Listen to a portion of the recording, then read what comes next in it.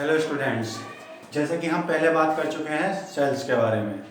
Sales के बारे में हम पिछली वीडियो में बात कर चुके हैं। आज हम बात करेंगे टिश्यूज़ के बारे में, ऊतक के बारे में। जैसे कि हमने पिछली बार भी बताया था कि सेल से मिलकर टिश्यूज़ बनते हैं। ये टिश्यूज़ जो बनते हैं ये हमारे बॉडी के सेल से बड़े पार्ट्स होते हैं, जो सेल्स मिलकर आपस में टिश्यूज़ का निर्माण करते हैं। तो हम टिश्यूज़ के बारे में बात कर रहे हैं। तो पहले तो पता करते हैं हम टिश्यूज़ कितने प्रकार के होते हैं। तो बता देते हैं टिश्यूज़ 4 प्रकार के होते हैं। Number 1 epithelial.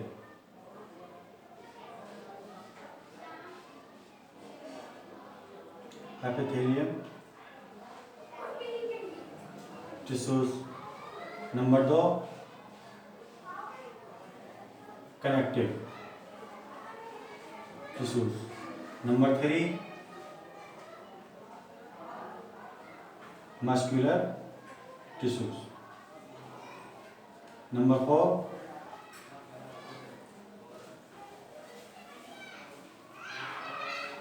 Nervous tissues.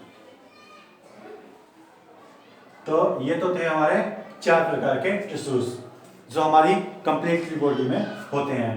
तो हम पहले बात करते हैं एपिथेलियल टिश्यू। जो एपिथेलियम टिश्यू हैं वो हमारे प्रोटेक्ट करते हैं बॉडी को, किसी भी ऑर्गन्स को इंटरनली एक्सटर्नली प्रोटेक्ट करते हैं। जैसे हमारी स्किन हमारी एपिथेलियल टिश्यू की बनी होती है। और फिर बात करते हैं हम कनेक्टिव टिश्यू। कनेक्टिव टिश्यू हमारे किसी भी 2 पार्ट्स को आपस में जोड़ने का काम करते हैं, कनेक्टिव टिश्यू।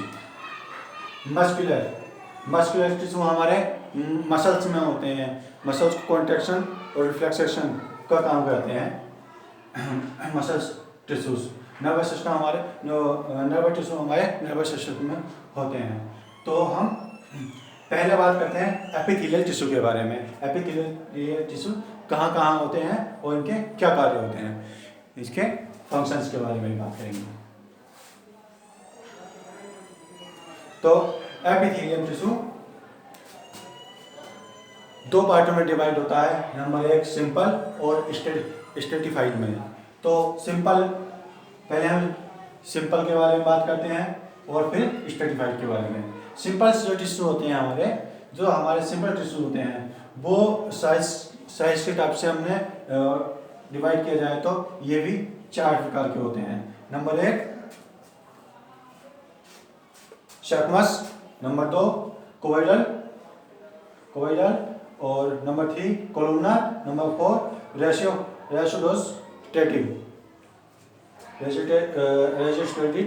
सॉरी, थोड़ा बोलने में प्रॉब्लम होती है इस वर्ड को।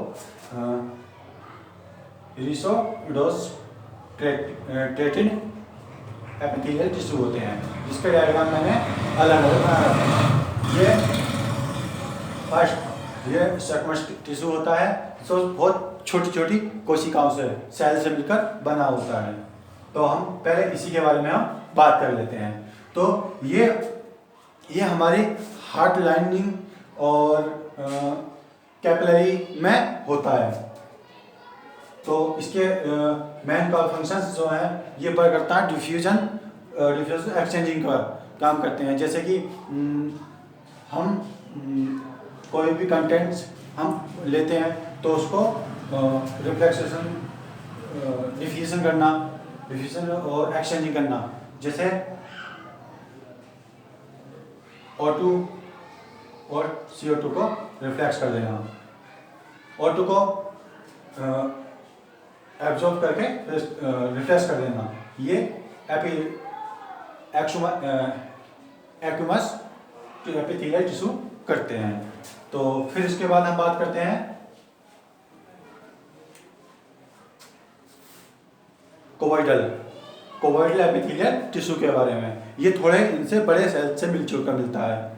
जो हम पहले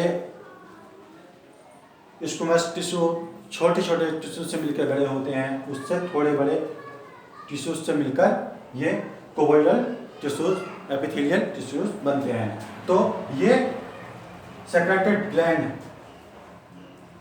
ये सेक्रेटरी ग्लैंड हमारी और किडनी ट्यूब में होते हैं। ये एब्जॉर्प्शन और फिल्ट्रेशन का काम करते हैं। इसके बाद कॉलमनर, जो कॉलमनर हमने बताए हैं ये कॉलम नुमा सेल्स के स्ट्रक्चर से बना होता है। तो ये कॉलमनर एपिथेलियम टिश्यूज ये यूरिनरी ब्लैडर और ब्रोंकस में होती हैं। तो ये इसका कार्य भी रिफ्लेक्शन है। ये अपने भी ये भी इसका जो मेन कारण है, वर्क है, फंक्शंस हैं, ये भी रिफ्लेक्सेशन करते हैं। रिफ्लेक्सेशन मतलब फैलना जैसा और कर देते हैं। उसके बाद हमारा आ जाता है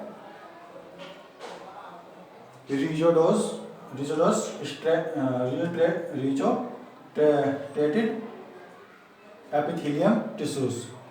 ये अपर रेस्पिरेशन में, जैसे ये लंग्स रेस्पिरेशन में होते हैं, ये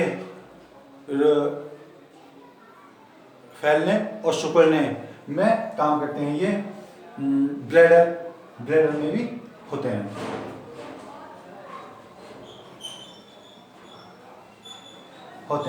तो ये टिश्यूज तो हमारे हुए सिंपल के। अब हम बात करेंगे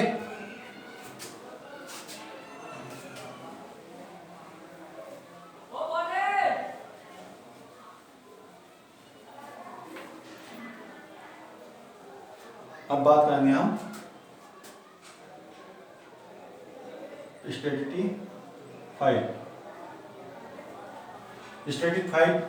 स्ट्रेटिफाइड टिश्यूज के बारे में हम बात करेंगे। स्ट्रेटिफाइड भी 4 टाइप के होता है। Number 1 stratified squamous epithelial tissues, जिसका स्ट्रक्चर ये होता है। ये मल्टीपल लेयर के बनी होती है। इसका सबसे अच्छा एग्जांपल है जैसे हमारी स्किन हमारी मल्टीपल लेयर की बनी होती है। और इसका मुख्य कारण होता है प्रोटेक्शन, हमारे इसके ऑर्गन्स को प्रोटेक्शन देना। और हीलिंग का भी बहुत अच्छा काम होता है। जैसे हमारा इंजरी हो जाए, जख्म हो जाता है, तो नई पुरानी जो स्किन या फिर वहाँ पे जख्म होने के कारण ख़त्म हुआ है, उसको तुरंत रिप्लेस करने का भी काम करते हैं। उसके बाद हमारा स्ट्रेटिफाइड कॉलमनर एपिथेलियल टिश्यू,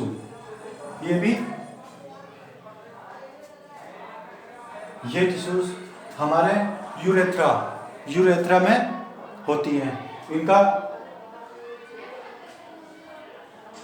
इसका मुख्य फंक्शंस हैं एब्जॉर्प्शन, इसका भी मुख्य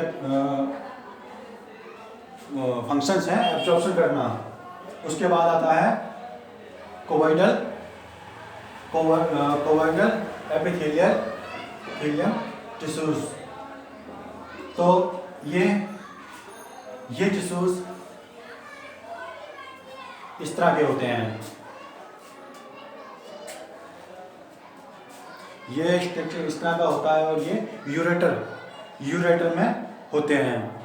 इसका मेन फंक्शन है सिक्रेशन और एब्जॉर्प्शन। ये भी सिक्रेशन और एब्जॉर्प्शन का काम करते हैं। उसके बाद हमारा आ जाता है ट्रांजिशनल का लास्ट पॉइंट। स्ट्रेटिफाइड टिश्यूज का ट्रांजिशनल पार्ट्स होता है, ये टिश्यूज होते हैं। ये टिश्यूज हमारे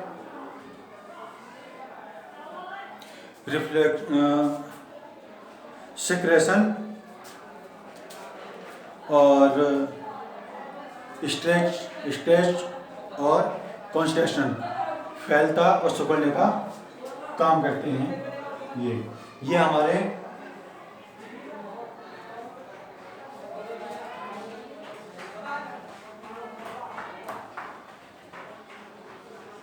वुमन यूट्रस में होते हैं और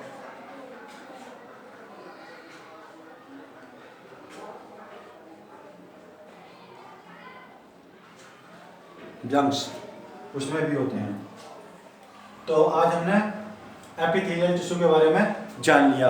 अब हम बात करेंगे कनेक्टिव टिश्यू के बारे में। तो स्टूडेंट्स, आज हम सिर्फ इतना ही बात करेंगे। कल अगली वीडियो में हम कनेक्टिव